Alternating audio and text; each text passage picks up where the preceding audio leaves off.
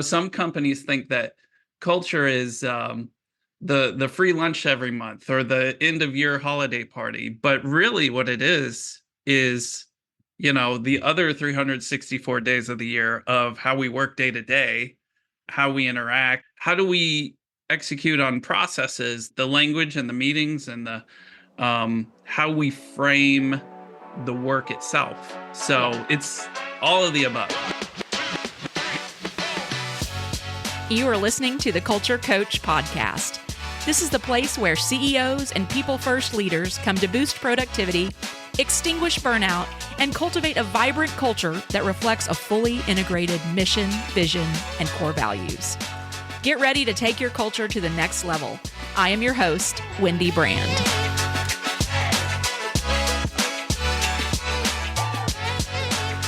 Welcome back. It's another week on the Culture Coach Podcast with engaging culture conversations. And these conversations really are the highlights of my week. And I hope that they are bringing you ideas or even reminders of how you can build a culture in your organization to help you achieve your vision. My conversation this week is with Corey Spitzer, and it is so good. Corey is a fractional CTO or Chief Technology Officer with over 20 years of software engineering expertise and a decade of startup experience. In addition to his technology expertise, though, Corey brings some great insights when it comes to culture. Our conversation is reminiscent of a time for me over 15 years ago that I spent working with developers, which Corey calls technologists, so I'm probably using old terminology. So forgive me when you hear that throughout the episode. But when I first got to this tech company, I started as a Scrum Master working directly with technologists. And I really have a soft spot for them. And that combined with my passion for culture conversations has made this one really special. Corey specializes in providing companies with strategic technical guidance and leadership, and he ensures that they're able to navigate really the complexities of growth and innovation with confidence. So in this episode, listen in for Corey's gentle pushback on me when it comes to fully operationalizing culture.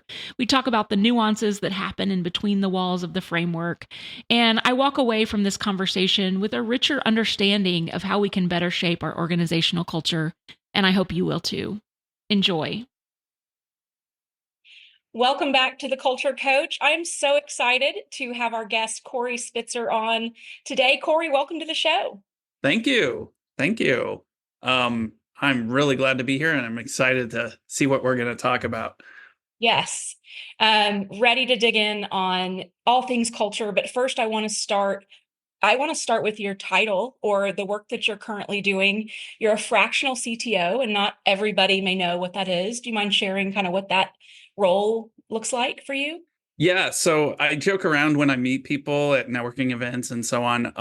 I just say fractional is a fancy word for part-time, but it's really it is embedding yourself into a company as with any other CTO to represent the company and really be part of a team. But it is on a part-time basis because and the benefits of that, it's a little bit different than a consultant, although it's rather adjacent. So it is diving deep and embedding yourself in your client's company and being concerned with all the moving parts that a regular CTO has, except there's not only is there a cost benefit of being part-time, but there's the benefit of, in my case, hopping around from company to company and getting inspiration and trading notes, and there's a synergy there. Something that applies in one company can directly apply to another company I'm working with. So that happens a lot. That's great. When I first left corporate, one of the things I considered was doing a fractional CHRO role, right? So, the chief HR officer role, because I thought, what a great experience to go work in different organizations. Like you said, getting the experience kind of like consulting. I didn't end up going that direction, but it's really fascinating. I think that's really cool. It is a really nice option, especially with the trends of how companies are hiring and laying off in 2024 and beyond. Um, I think for the right company and the right circumstances that and the right, stage of initiatives, it works out really well for everybody. Yeah. And so is this true that you primarily work with startups, or is it just across all different size companies? So I usually talk the most about startups because I've been in startups for the last 10 years. And, I also lean on my experience as being a software engineer for the last 20 plus years. And startups are a unique creature, I will say. They don't have all the same resources and budgets as larger corporations. But I just signed on a very large household name just this week. And I found myself in larger companies fairly often. So uh, at the end of the day, the principles of building high performing teams and executing and launching really innovative products are not startup specific. So, Yeah, fair enough. Cool. Well, congratulations thank on you. new client. And so let's talk a little bit about the startup, because that it really I worked for a tech company over in a span of 10 years. I was there 4 years and then left and then came back for 3. But that's really where I experienced one of the best cultures that I've ever experienced in the corporate environment. And I was there when we went public, and I was there when we went private again. And I left before they went public again. But so I wasn't there in the early stages. But the work that I'm doing now on culture, I would imagine that the best time to start thinking about culture is in those initial early days, right? When you're just starting to build out the organization, scaling it. What have you seen in your experience in those startup environments when it comes to culture? Yes. Oh my God. That is a great question because, and I totally agree. Up front, with even the founding team of the company, will dictate your culture, just as if you put out a new product, technology especially, if you put out a new platform, let's say a social network or something like that, your first 100 users, your first 1,000 users are going to set the tone for the users that come afterwards. So just like with users and the employees, the conventions and recipes and patterns, even the patterns of communication and the phrases that a certain Mhm. company uses, um, that just gets inherited and it morphs and evolves over time as you grow from, 4 people to 10 to 50. So yeah, a lot of precedent gets set really early on. And I think this goes to executing on a startup idea anyway, just, figuring out what the product is and what the market is. You have to know who you are and who you aren't and why you exist and all those things. And culture is pervasive in all of it. It's not something you just slather on. Right.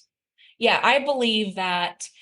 Well, first of all, I believe that there's a culture compass, and that is your mission, vision, and your core values. And you have to establish that in order to know where you're going and how you want people to behave in the organization. It really dictates. And so, a lot for the culture. And I think when you can start with those pieces, I think I think a lot of organizations want to put it in HR. They want to put culture in the HR box. And I just think there's so much more to it. And that's why I think startups, even before they hire HR, like the way that you create processes, the way that you do your mission, vision, value, all of that, right outside of HR, I think is important. Do you agree? Yeah, when you say that, when you segment culture to an HR function, that reminds me that, some companies think that culture is the free lunch every month or the end of year holiday party. But really what it is, the other 364 days of the year of how we work day to day, how we interact, how do we execute on processes that are core to executing on a product or service, and the interface points, and again, the language and the meetings and the how we frame the work itself. Yeah. So it's all of the above, day to day, not just not just the one time HR is going to hold a seminar kind of thing. Yes, exactly. And because I believe that the processes and systems are so important, um, and defining roles, all of that impacts culture. So in a startup environment, I'm curious, when people are wearing multiple hats and, it's really, you're trying to scale, you're growing really fast. It's hard to say, you're just doing this one thing, right? You're probably doing Mhm. a lot of different things. And so have you seen, when it comes to balancing the defining of roles, responsibilities, career paths in that startup environment, um, have you seen success with culture in that, and even in that type of situation?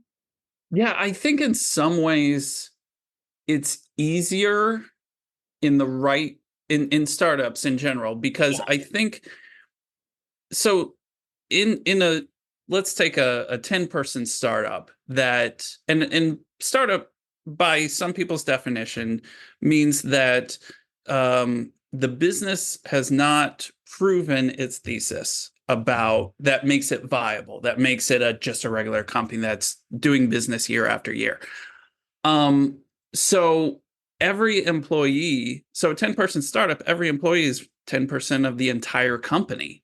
um and I try, there's how many promotions can you do? I right, mean, in some cases, everybody's at the top of their game. It's not it's not about focusing on individual career paths as much as we're building a company. We're emotionally invested in a mission to prove that this company is viable, that this product and this strategy is the way to go, and everybody's in the trenches working together. And so when you wear multiple different hats because you have to, again, because you're, X% of the entire company, um, you empathize with all different sides of the challenges, and you grow through experience, not through job titles. right. Yeah.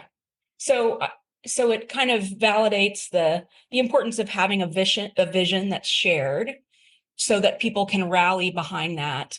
So even though they may not be ready for specific roles and responsibilities, we can bring them along, um, really with that vision, painting that clear vision for them to follow. Right. And that's not to discount the importance of roles and defining them, and then Yeah, communicating and re-communicating them, and then, evolving them as more people get brought on, or we find out some things about the market. We misfired and went in one direction. Now we need to pivot to another direction. So roles have to change. Um, and that's where flexibility comes in. So there's a lot of attitude. The right attitude has to come into play here. But I think so. I'm not saying that don't define any roles altogether. I am saying define them, make sure that people know more importantly than anything else, who has final judgment call in which area, right. and how you interact and interface with decision making. But stay flexible and know that if things go well, which we want them to, then roles will probably change. And um, there, if a company blows up and 5x's their head count, then yes, everyone's going to specialize a little bit more, Mhm. which is also an emotional kind of thing. Yeah, But yeah, I think there's a balance of defining enough, but not too much. yeah. So do you see a difference in when you work with tech companies and really probably a lot of developers? What difference have you seen in working with a tech company versus working in another corporate organization when it comes to employee engagement? Does it take something different to lead, in different environments? Yeah, I think there is a DNA that comes with technologists in particular. And there's some occupational hazards, like the job trains us to look for problems, to be pessimistic, Mhm. to Yes. be skeptical. And this can come out in different ways. I think, back years and years ago, I was kind of like a really bad stereotype and, very rigid black and white opinions. There's only one, good way to build software and so on and so on. And, when your head is down in front of a screen and, back in the day, all I wanted to do was code and do nothing else. Yeah. Um, you don't get that natural sort of training of soft skills. So it's I sort of recognize that when it comes up, especially on more junior employees and in interviews. Um, and I think, I mean, it has to be addressed, right? Um, I think everybody at the end of the day does want to grow. It's just where do they prioritize what skills they want? And technologists in particular, they're driven by, a few things: status, salary, like most people, but also learning new things, solving problems, playing with the latest technology. And, there are a few that want to go into management. Mhm. That is a completely different beast, and it's not for everyone, and so on. So I think there are challenges that are unique to working with technologists, um, with regard to what what their bread and butter is versus, let's say, sales and marketing, right? Which Yeah. is very an external facing, a extrovert kind of field. So Yeah.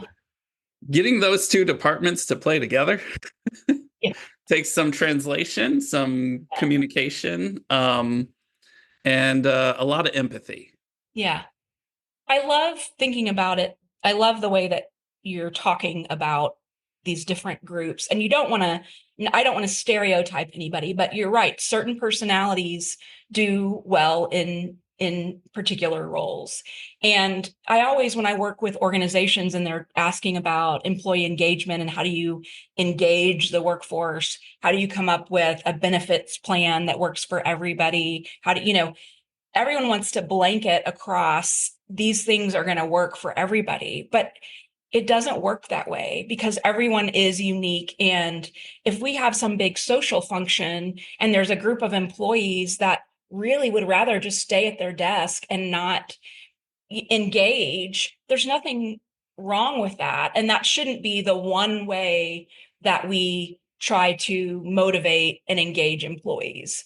So I like that you're kind of saying, there are things like getting to work on different projects or getting, having some sort of creative developer day or, I mean, there's probably different ways that you can engage employees in different areas of the organization. Yeah, I cannot tell you how many times a salesperson will come and they'll say, "Oh my God, we closed this sale. It's a big deal." And they're really, trying to hype people up. And it is a big deal. But then you have, the technologists that do not touch customers and they're just like, "Oh, okay, good." And the sales are like, come on, don't you understand? Like this is big. Okay, business is doing well. That's great. That just Yeah. means I get to do more of what I do and Right. I'm happy. Yeah. And it's such a interesting difference, but yeah. And also, so to your point, I think you were touching on a little bit of how different personality types like to be recognized as well. Yes. Yeah, And exactly. it's interesting. I was on a meeting with a client, and it was basically an all company meeting. And I don't know exactly how this came up, but the question was asked: how does everyone like to be recognized? And it was point blank, very specific. Let me ask, let me collect this info so I know how to work with you a little bit better.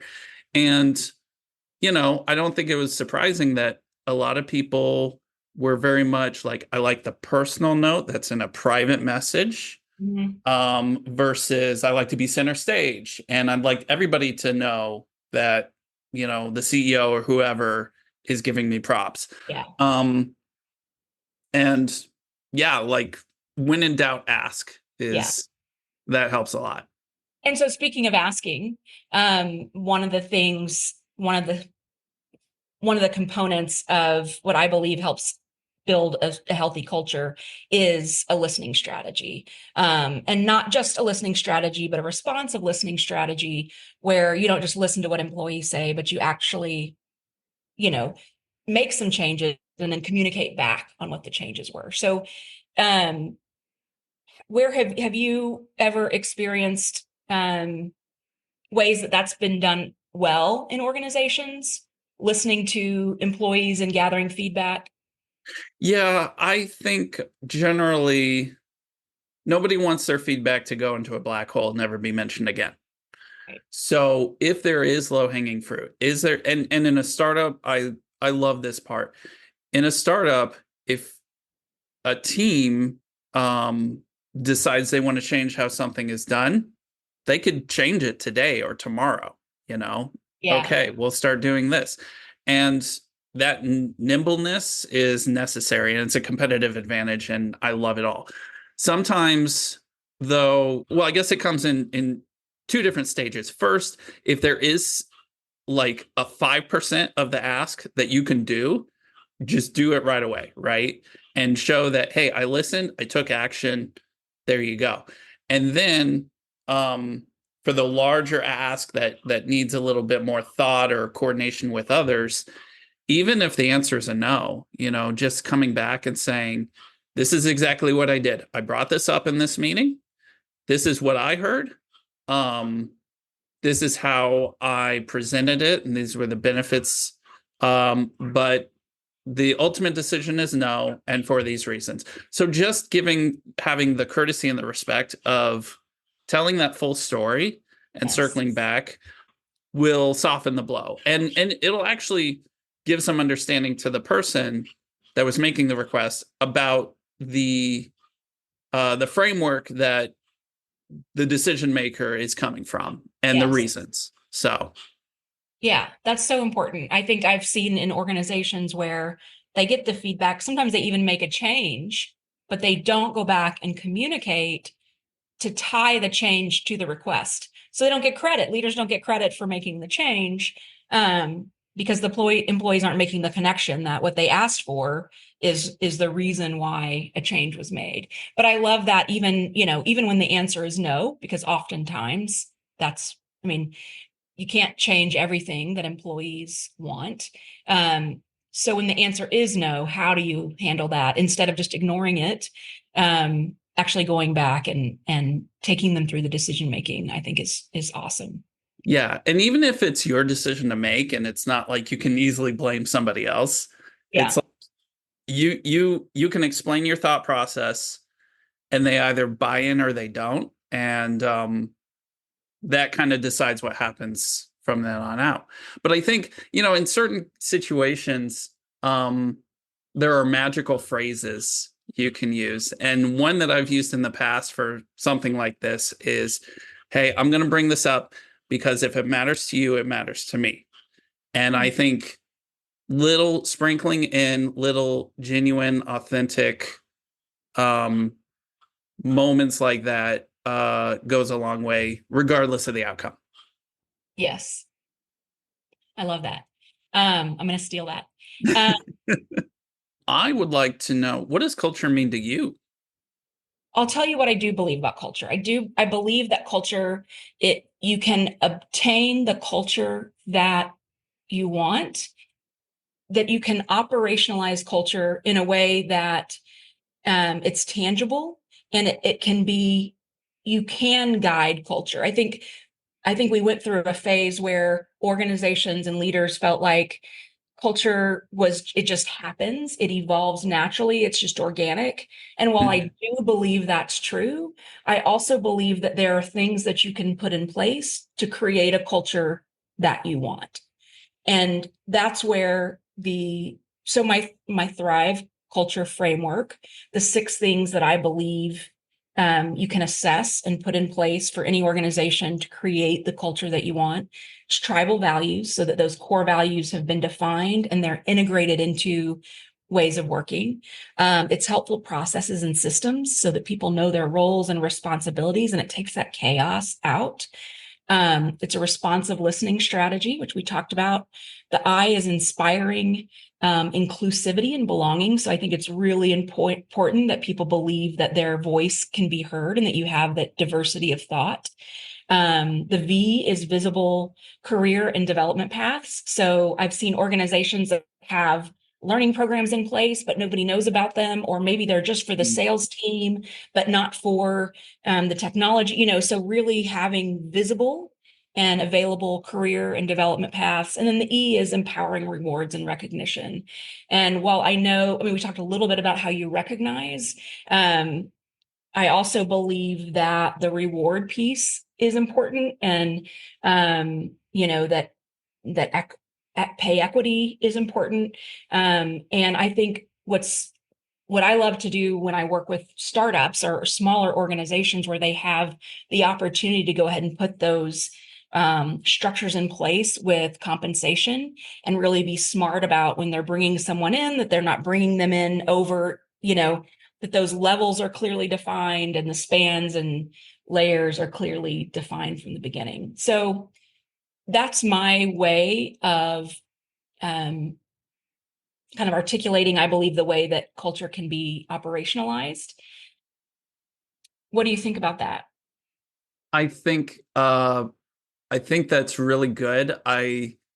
When you were running through all of that, I was kind of picturing kind of like there's a bedrock, right? And there's some concrete guardrails, but then it's up to the collective to sort of enforce certain written and unwritten rules that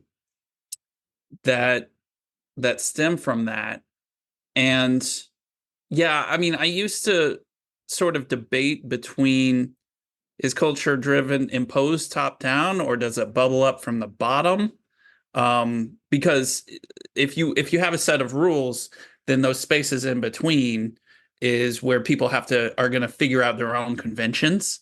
Whether it's a piece of process that isn't specified, or how we talk about things, or so on. So I think there's room for both of that. Yes. To say we're gonna spell out some things, but obviously, we're all humans, we're complex, we're organic. We Right. can't specify every single minute Right. of every single day. But I think, it's one of those things where those unwritten rules are natural checks and balances based on, I mean, nobody's had a conversation and said, hey, we're going to speak up necessarily when somebody is being rude, but you kind of you get those cues. Yeah. And you get those examples from people around you. So kind of like flocking birds. Yeah. Yeah. Um, And yeah. I agree with you. I just think, because I think systematically, I like to create a framework, a structure, and then you live within Mhm. that, right? We had the tech company that I worked for, the tagline was, we were the home of fanatical support. And so what that meant, especially in the early stages, was, I mean, people were pulling all-nighters to keep their, to keep the client servers up.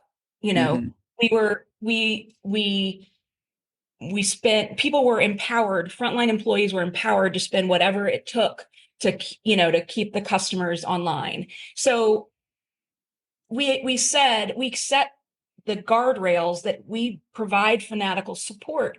And then whatever that meant to that frontline employee, go do it. Like, let's be fanatical, and the customer is first, And so I think that's where, when you clearly define your mission, that's your purpose.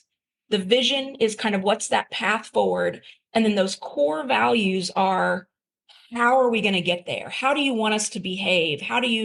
What, are we this competitive culture, or are we like just a bunch of nice guys and we help each other? We're not out there to cut each other's throat. You know, I mean, like it really, you can have all of that. But I think that if you are a leader, a CEO, a founder, and you want to create a culture, you have a vision of how you want your culture to be. I think it's possible to build that. Yeah, I think so. I have a question for you. If you're not, a company is not going to spell out certain minute details like start meetings on time, end meetings on time. I mean, they may say it, right? But it's those, I mean, you can't have Yeah, you're core right. values 100 long, right? Yeah, you're So right. I wonder, I mean, it comes about from, I imagine most of the time there's one individual that either comes in respected or gains respect. And then I don't know if it's something that needs to be said, but it's like if the collective can nudge this behavior, I just wonder how do you, or if you systematize some of these very tiny little things that they sound tiny, but they actually make a big impact on somebody's workday sometimes. Absolutely. And I've been in organizations where they sent a memo or an email, whatever at the time. They sent something out that said 45-minute meetings. You leave a 15-minute buffer, because we were just back to backs all day. So it's Mhm. like, we no longer do hour meetings. We're doing 45-minute meetings. So that was, it's not a core value, but it's kind of a way of working.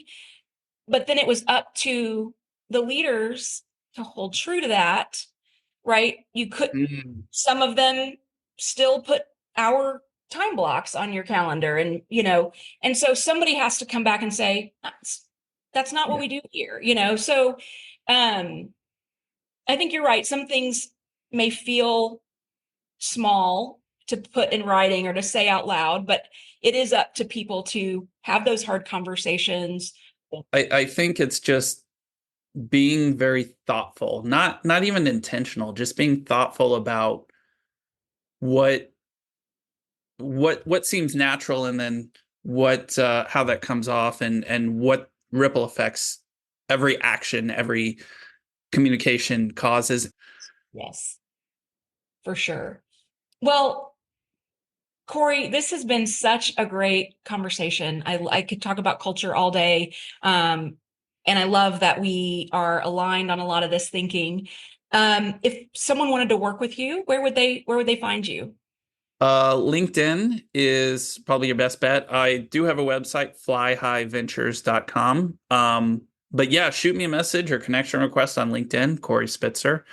Uh, yeah, I'm happy to talk to anybody. Awesome. I'll put the link in the show notes. And this has just been so much fun, Corey. Thank you so much for your time. Yeah, it has been fun. Thank you. All right, here are my takeaways from the episode.